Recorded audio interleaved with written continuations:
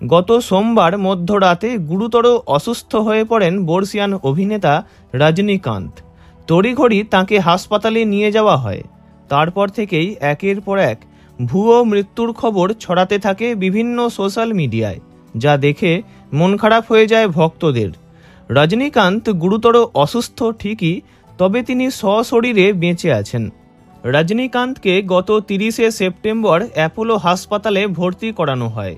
এরপর এদিন চেন্নাইয়ের এই হাসপাতালের মেডিকেল সার্ভিসের ডিরেক্টর ডক্টর R.K. ভেঙ্কটাসালাম হাসপাতাল কর্তৃপক্ষের তরফে জানান, সোমবার অভিনেতাকে গুরুতর অবস্থায় আনা হয়।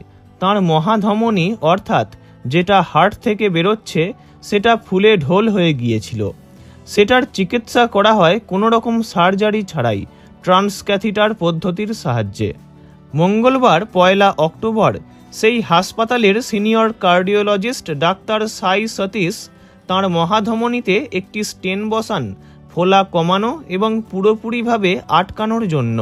এই গোটা পদ্ধতি সঠিকভাবে সম্পন্ন হয়েছে বলেই জানান তিনি। একই সঙ্গে বলা হয়েছে তিনি আপাতত স্টেবল আছেন, ভালো আছেন। হয়তো 2-3 দিনের মধ্যে তাঁকে ছেড়েও দেওয়া হবে। এদিন সকালে তাঁর স্ত্রী জানান, রাতের বেলায় হঠাৎই তাঁর পেটে ব্যথা শুরু হয়। তখনই তাঁকে হাসপাতালে এনে ভর্তি করানো হয়।